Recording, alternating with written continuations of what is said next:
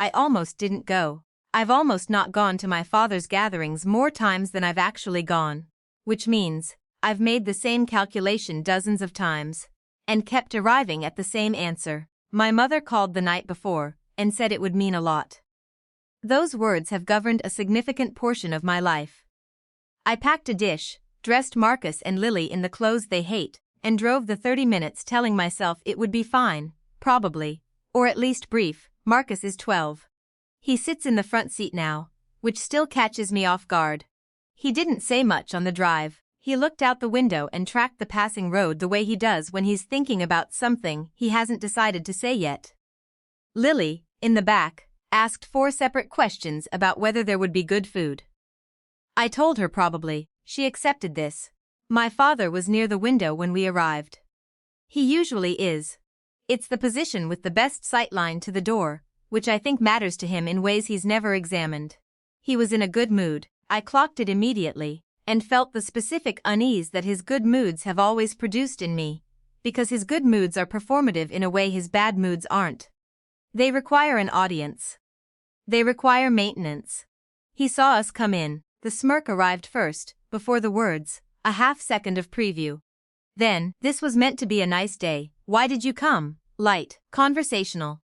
Like he was remarking on the weather, or something mildly inconvenient, like traffic. Someone nearby laughed softly. The kind of laugh that means I'm going to pretend this is a joke so we can all move on. Someone else found something to look at across the room. Marcus looked at me. Not with hurt, with attention. He has my habit of reading rooms, inherited without my permission. He asked quietly, without drama, whether we should leave. I want to say I had a moment of internal conflict. That I weighed it, but the truth is the question came out of my 12-year-old's mouth and something in me simply finished, like a sentence reaching its period.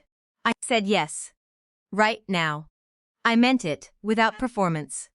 I touched my mother's arm on the way out, not as a statement, just because it was true.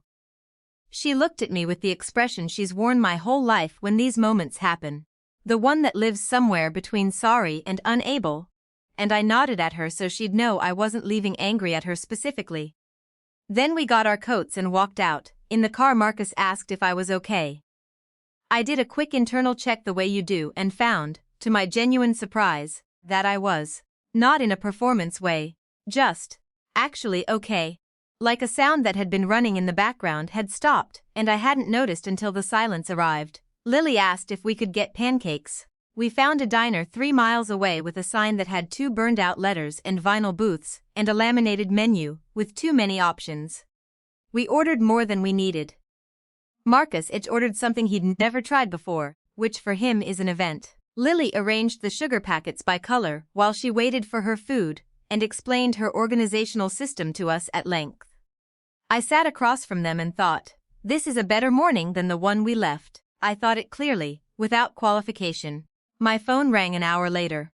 My mother. She wasn't calling to explain or to defend. She was calling because after we left, my father's mother, my grandmother Ruth, 81 years old, who had driven 4 hours from her home in Connecticut to be at this brunch, had put her napkin on the table and spoken.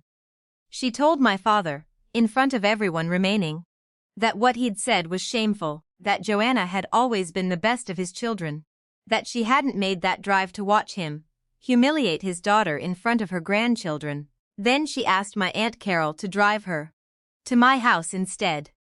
My mother told me this in a voice that was trying to hold several things at once. I listened to the whole of it in the diner parking lot while Marcus and Lily finished their hot chocolates inside.